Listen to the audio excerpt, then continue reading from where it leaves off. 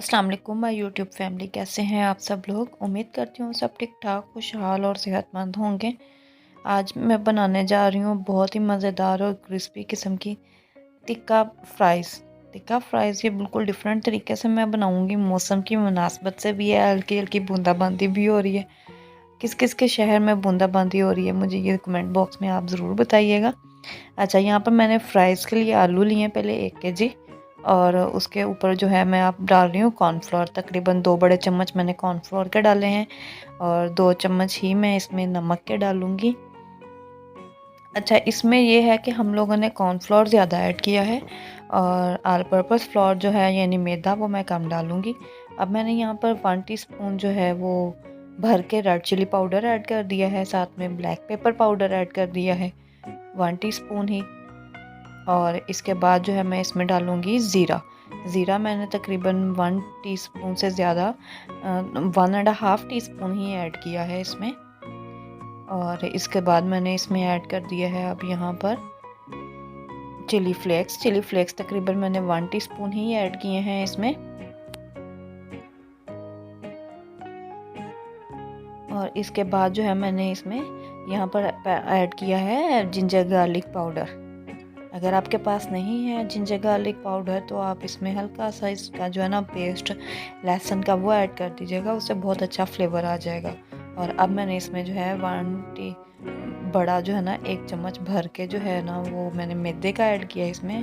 और इन सबको जो है वो मैं बिल्कुल लाइटली जो है बगैर पानी लगाए इस तरह से मिक्स करती जाऊंगी। पानी मैंने इसमें बिल्कुल नहीं लगाया बिकॉज़ मैंने पटाटोस को पहले से वॉश किया हुआ था। जब अच्छे से मिक्स कर लिया तो मैंने इसको क्या किया, इसके ऊपर टिक्का मसाला ऐड कर दिया है, तकरीबन 2 टेबलस्पून बड़े वाले जो होते हैं ना वो। और ऑयल को मैंने पहले से गरम कर लिया हुआ है। जब बबल्स बनना शुरू हो चुके हैं तो मैंने थोड़ा सा एक डाल के देखा था कि ऑयल गरम हो चुका है। जब अच्छे से फुली ऑयल गरम हुआ होगा तो हमने इसमें फ़्राइज़ ऐड करने हैं। और फ़्राइज़ आपने इस तरह से ऐड करने हैं कि सिंगल सिंगल आपने फ़्राइज़ उठाने हैं और उसको जो है ना वो पैन में ऐड करते जाना है। अगर आप इकट्ठे एक हाथ में मुट्ठी भर के जैसे हम लोगों ने मोस्टली डाल देते हैं वैसे डालेंगे तो क्या होगा कि ये बहुत ही मतलब थोड़ी देर बाद ही नरम हो जाएंगे। और कॉर्नफ्लोर डाला हुआ है इसके ऊपर। इसका बेसिक मकसद यही था ज़्यादा डालने का कि हम लोगों ने इसको फुली क्रिस्पी बनाना है, तो इसलिए आपने इस तरह से सिंगल सिंगल करके इसमें डालते जाना है। और आपने तकरीबन इसको जो है ना वो मीडियम सी फ्लेम पर 4 मिनट के लिए छोड़ देना है। 4 मिनट छोड़ने के बाद जो है ना अपने पैन में जो है ना चम्मच इस तरह से हल्का सा वो भी हिलाएंगे आप, बहुत ज़्यादा इसको नहीं आप हिलाएंगे। इसकी साइड अभी आपने चेंज नहीं करनी है। साइड आपने 4 मिनट के बाद चेंज करनी है, और वो भी तब जब इसका शेड जो है वो थोड़ा सा चेंज होना शुरू हो चुका होगा। ये देखें आप ज़रा, ये हमारी अब पहली दफ़ा इसकी जो है ना वो साइड चेंज होने लगी है जब से फ्राइज़ जो है ना मैंने पैन में डाले हैं। फौरी तौर पर अगर आप इसकी साइड चेंज कर देंगे तो क्या होगा कि एक तो ये क्रिस्पी नहीं रहेंगे और दूसरा जो है ना सारा मसाला इसके ऊपर से उतरता जाएगा।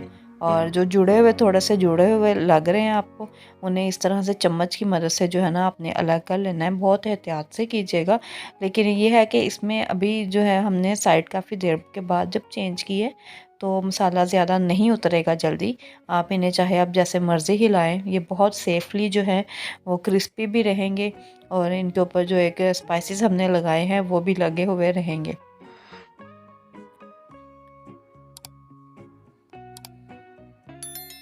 तकरीबन हमने इसको जो है ना 3 से 4 मिनट मज़ीद कुक करना है। इसी तरह से फ्राई करेंगे हम लोग। साइड थोड़ी देर बाद हम लोग चेंज कर देंगे एक दफ़ा में। और ये देखें अभी इनका शेड जो है ना कितना अच्छा सा आना शुरू हो चुका है।